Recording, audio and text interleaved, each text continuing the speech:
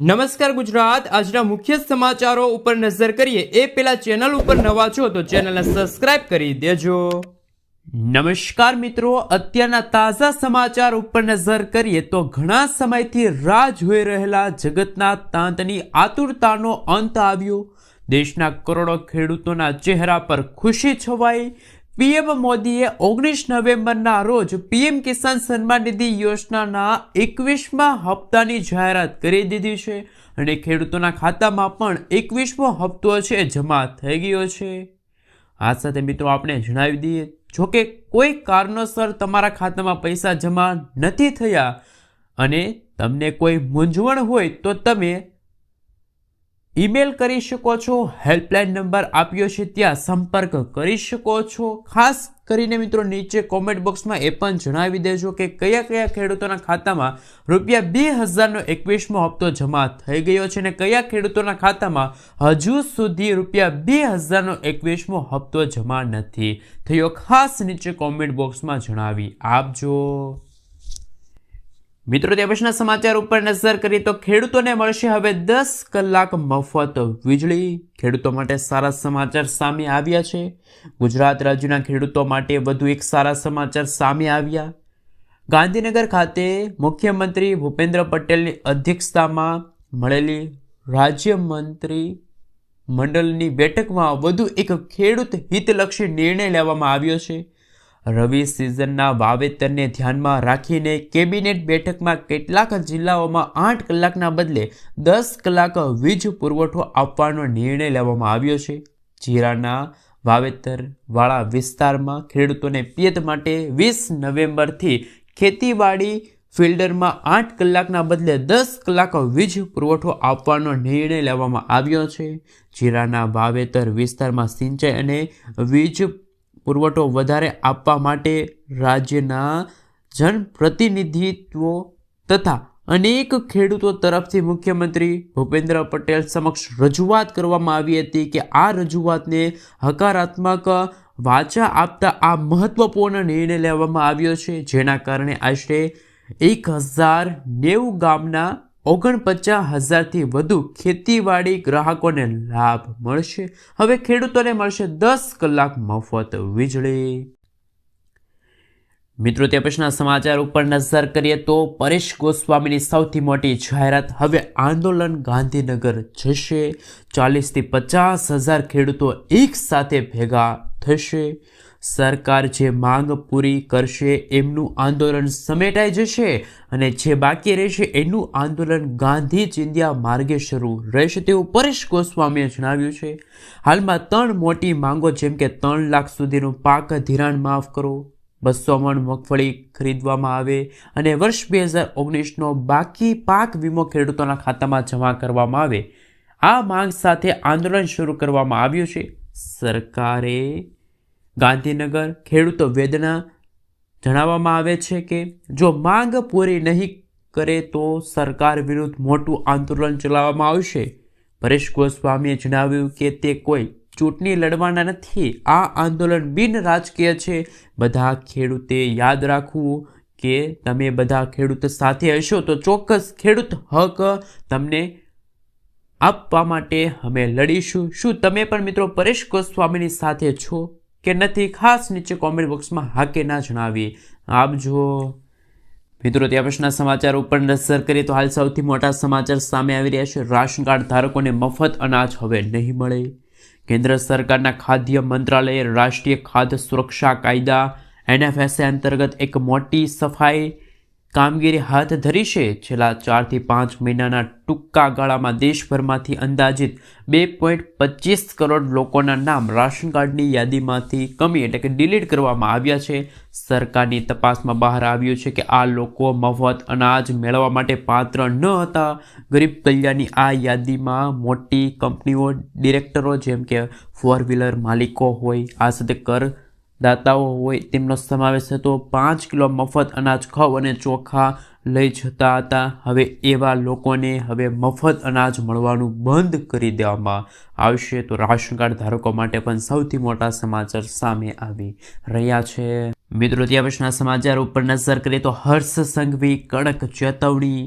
રાજ્યના નાયબ મુખ્યમંત્રી હર્ષ સંઘવીએ કમોસમી વરસાદથી થયેલા પાક નુકસાનના વળતર મામલે અધિકારીઓને કડક ચેતવણી આપી.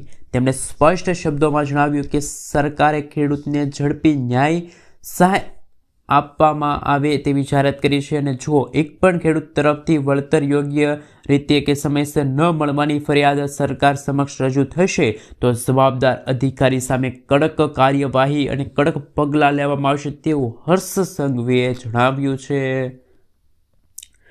મિત્રો, ત્યાં પછીના સમાચાર ઉપર નજર કરીએ તો બંગાળની ખાડીમાં આકાર લઈ રહી છે ખતરનાક સિસ્ટમ.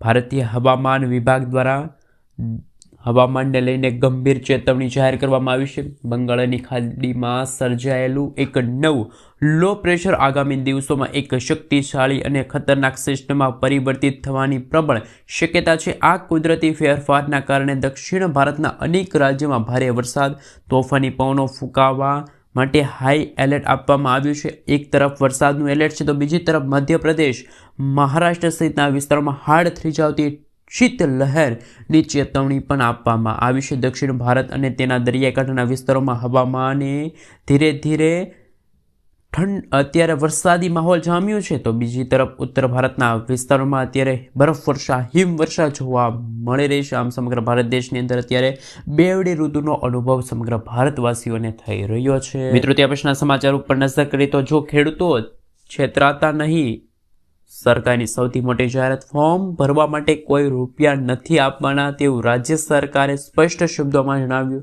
કૃષિ સહાય પેકેજના ફોર્મ ભરવા માટે અરજદારે કોઈ પણ રૂપિયા આપવાના હોતા નથી. વિકાસ કમિશનની કચેરીએ જાહેર કર્યા પત્ર. આ મામલે વિકાસ કમિશનની કચેરી ગાંધીનગર દ્વારા એક સત્તાવાર પત્ર પણ જાહેર કરવામાં આવ્યો છે, જેમાં સ્પષ્ટ જણાવ્યું છે કે અરજી માટે કોઈ ચાર્જ લેવામાં નથી આવવાના.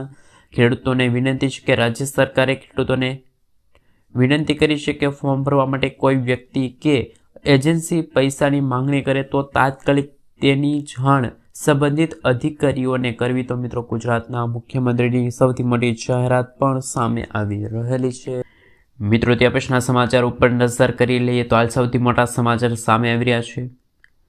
મિત્રો, આપ સૌ જાણો છો વાહન ફિટનેસ ટેસ્ટ ફીસમાં ફરી એકવાર થયો છે વધારો. કેન્દ્રીય માર્ગ પરિવહન મંત્રાલયે વાહન ફિટનેસ ટેસ્ટ ફીમાં મોટો વધારો જાહેર કર્યો. નવા નિયમો હેઠળ ફીમાં 10 ગણો વધારો થયો છે. 20 વર્ષથી વધુ જૂની બસ, ટ્રકની ફીસ 2500 રૂપિયાથી વધીને 25,000 થઈ છે અને LWVની ફીસ 15,000થી વધી છે. 10 વર્ષથી વધુ જૂના વાહનોને આ ફેરફારોની સૌથી વધુ અસર થશે.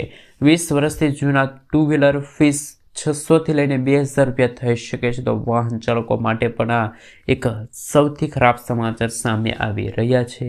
મિત્રો, આગલા સમાચાર ઉપર નજર કરી લઈએ તો હાલ સૌથી મોટા સમાચાર સામે આવી રહ્યા છે. કોંગ્રેસની જન આક્રોશ યાત્રા.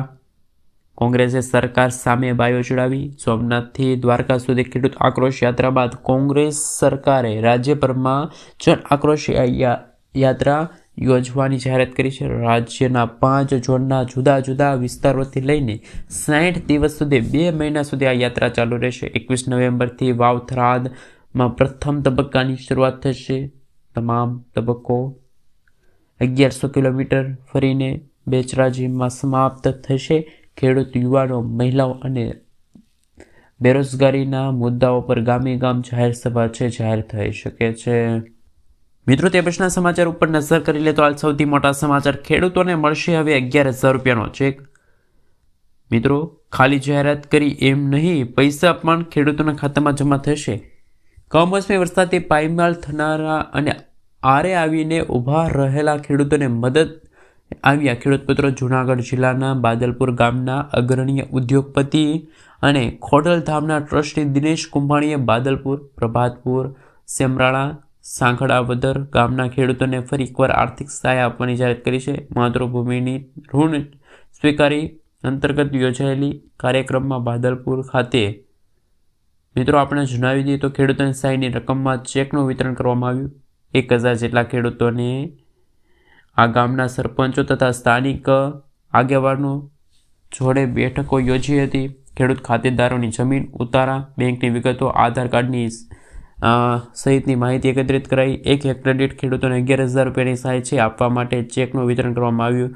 આ નવંતર પ્રયોગને લઈને ખોડલધામના પ્રમુખ નરેશ પટેલ, પરબધામના મહંત કરશન બાપુએ પણ ખાસ મિત્રો જાહેરાત કરી છે. શું તમે પણ આ કામ તમને ગમ્યું છે? આવી જ રીતે બીજા ઉદ્યોગપતિએ પણ ખેડૂતોની વારે આવવા જોઈએ? હા કે ના ખાસ નીચે કોમેન્ટ બોક્સમાં જણાવી આપજો. ખેડૂતોને મળશે હવે 11,000 રૂપિયા સુધીની હેક્ટર દીઠ આર્થિક સહાય. મિત્રો ત્યાં પછીના સમાચાર ઉપર નજર કરી લે તો હાલ સૌથી મોટા સમાચાર સામે આવી રહ્યા છે.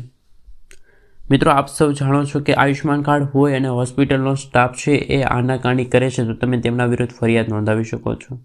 જો તમારી પાસે આયુષ્યમાન કાર્ડ છે અને તમે હોસ્પિટલમાં એડમિટ થયા છો અને હોસ્પિટલમાં સંચાલકો દ્વારા તમારી પાસેથી આયુષ્યમાન કાર્ડ માગે છે તો તમારે ચિંતા કરવાની જરૂર નથી. આ સાથે મિત્રો જો વાત કરીએ તો તમે તેમના વિરુદ્ધ ફરિયાદ નોંધાવી શકો છો. ફરિયાદ કેવી રીતે નોંધાવી શકો છો? હેલ્પલાઇન નંબર 14455 પર ફોન કરીને તમે ફરિયાદ નોંધાવી શકો છો. આ નંબરમાં કોલ કરીને તમારે અમુક જાણકારી આપવાની રહેશે, જેમ કે તમે કોઈ હોસ્પિટલમાં એડમિટ થયા છો, કઈ તારીખે એડમિટ થયા છો, તમને કઈ તારીખે રજા આપવામાં આવી છે, તમારા આયુષ્યમાન કાર્ડના નંબર અને તમારી પાસે કેટલા રૂપિયા માંગવામાં આવ્યા છે તેમની વિગતો છે માંગવામાં આવી શકે છે. તો આયુષ્યમાન કાર્ડને લઈને સૌથી મોટા સમાચાર સામે આવી રહ્યા છે. મિત્રો ત્યાં પછીના સમાચાર ઉપર નજર કરી લે તો હાલ સૌથી મોટા સમાચાર સામે આવી રહ્યા છે. 31 તારીખ પહેલાં તાબડતોડ કામ શરૂ. રાજ્યના મુખ્યમંત્રી ભૂપેન્દ્ર પટેલની તાજેતરની વિડીયો કોન્ફરન્સની શહેરમાં તમામ રસ્તા ગુણવત્તાયુક્ત બને તે માટે સૂચના આપી છે. આ બેઠક બાદ અમદાવાદ શહેરના રસ્તાઓ પર કામ કરવામાં આવી રહ્યું છે. આ સાથે મિત્રો આપણે જણાવી દઈએ તો કે સૌથી મોટા સમાચાર કે મહાનગરપાલિકા દ્વારા રસ્તાની કામગીરીનું નિરીક્ષણ કરવામાં આવી રહ્યું છે અને કોન્ટ્રાક્ટરો અને અધિકારીઓને પણ રસ્તા ગુણવત્તાયુક્ત તૈયાર માટે તેઓ તાકીદ પણ થઈ રહ્યા છે. એટલું જ નહીં, શહેરના રસ્તાઓમાં કામો 31 ડિસેમ્બર સુધીમાં પૂરી કરવામાં માટે સૂચના આપવામાં આવી છે. હાલમાં શહેરમાં જો વાત કરીએ તો 32 જેટલા રસ્તાઓના કામો છે એ પૂરા થયા હોવાનું જાણવા મળ્યું છે, જ્યારે ડિસેમ્બર સુધીમાં 200 જેટલા રસ્તાઓમાં કામ પૂરું કરવાનું નક્કી કરાયું છે. મિત્રો ત્યાં પછીના સમાચાર ઉપર નજર કરી લે તો હાલ સૌથી મોટા સમાચાર સામે આવી રહ્યા છે. મિત્રો આપણે જણાવી દઈએ તો હાલ અગત્યના સમાચાર ખાસ કરીને મિત્રો જો વાત કરીએ તો વાહન ચાલકો માટે જે ફાસ્ટેગ હતું એમને લઈને સૌથી મોટા સમાચાર.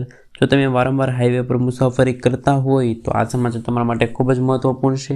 15 નવેમ્બરથી જ વાહન ચાલકો માટે ટોલ પ્લાઝા પર એક નવો નિયમ લાગુ કરવામાં આવ્યો છે, જેમની સીધી અસર તમારા ખિસ્સા પર પડશે. જો તમારા ખાસ મિત્રો વાહનમાં ફાસ્ટેગ નથી અથવા તો ફાસ્ટેગ વર્ષ નિષ્ફળ જાય તો તમારે ભારે દંડ છે ભોગવવો પડશે. જોકે સરકાર ડિજિટલ ચૂકવણી કરવા માટે પણ નોંધપાત્ર છુટકાર આપને મિત્રો જણાવી દીધું. કેન્દ્ર સરકાર national highway authority of India 2008ના સુધારા અંતર્ગત જે નિયમો લાગુ કર્યા છે એ નિયમ હેઠળ જો કોઈ ડ્રાઈવર માન્ય ફાસ્ટેગ વગર ટોલ પ્લાઝા પર પ્રવેશ કરે છે તો રોકડથી વધુ ચૂકવણી કરવું પડશે. આ સાથે મિત્રો આપણે જણાવી દઈએ તો કે જે ડ્રાઈવર યુપીઆઈ અથવા તો ડિજિટલ માધ્યમનો ઉપયોગ કરી શકતા હોય તો તેમને પણ મિત્રો હાલ જણાવી દઈએ તો 1.25 ગણો છે એ વધારે ફાસ્ટેગ ચૂકવવો પડશે. પરિણામે ડ્રાઈવરો હવે રોકડ ગણતા હોય તેવા દ્રશ્યો સામે આવી રહ્યા છે. મિત્રો ત્યાં પછીના સમાચાર ઉપર નજર કરીએ તો ખેડૂતોને સાધન ખરીદવા માટે મળશે 50%ની સબસિડી. 22થી વધુ વસ્તુઓ અડધા ભાવે છે એ ખેડૂતો હવે એપીએમસી કડી દ્વારા ખરીદી શકે છે. ખેડૂતો પરનું આર્થિક ભારણ ઘટાડવા માટે સૌથી મોટી જાહેરાત. આ યોજના અંતર્ગત ખેતીવાડી સાધનો હોય, ખાતર, બિયારણ જેવી ખેતી ઉપયોગી સામગ્રી તેમજ રોજિંદી આ મિત્રો જો વાત કરીએ તો વપરાશની આવશ્યક ચીજ વસ્તુઓ સહિત 22થી વધુ આઇટમોનો સમાવેશ કરવામાં આવ્યો છે. આ યોજનામાં ખેડૂતોને જ કોઈ પણ પસંદ કરેલી આપણે મિત્રો જણાવી દઈએ તો કે માત્ર 50% ચૂકવવાના રહેશે પાત્ર, જ્યારે બાકીના 50% રકમ છે ડીએમસી દ્વારા હાલ મિત્રો જાહેરાત કરવામાં આવી છે કે ખેડૂતોને સાધન ખરીદવા માટે મળશે હવે આર્થિક સહાય અને સબસિડીની રાહત. મિત્રો ત્યાં પછીના સમાચાર ઉપર નજર કરી લે તો હાલ સૌથી મોટા સમાચાર સામે આવી રહ્યા છે. મિત્રો આપણે જણાવી દઈએ તો હાલ અગત્યના સમાચાર કે કોંગ્રેસ પાલ આંબલિયાએ સ્પષ્ટ જણાવ્યું છે. હા મિત્રો, દિવાળી પછી ગુજરાતમાં પડેલા કમોસમી વરસાદના પગલે પાક ધોવાઈ ગયા છે અને ગુજરાતમાં સરકાર દ્વારા પણ ખેડૂતોને આર્થિક સહાય પૂરી પાડવામાં આવશે. આ મિત્રો આપણે જણાવી દઈએ તો કે હાલ અગત્યના સમાચાર કિસાન કોંગ્રેસ પાલભાઈ આંબલિયા પણ સૌથી અગત્યના હવામાન સમાચાર ઉપર નજર કરીએ તો મિત્રો પાલભાઈ આંબલિયાએ પણ જણાવ્યું હતું કે SDRFના ધારણો મુજબ જો 13,500 રૂપિયાની જગ્યાએ 22,000 રૂપિયા પ્રતિ હેક્ટર દીઠ આપવામાં આવે, જો 2020નો મુખ્યમંત્રી કિસાન સહાય યોજનાના સરકારે બનાવેલા નિયમો મુજબ 60%થી વધારે જો નુકસાન થયું હોય તો હેક્ટર દીઠ 25,000 રૂપિયા અને 4 હેક્ટર દીઠ છે સહાય ખેડૂતોને મળવી જોઈએ.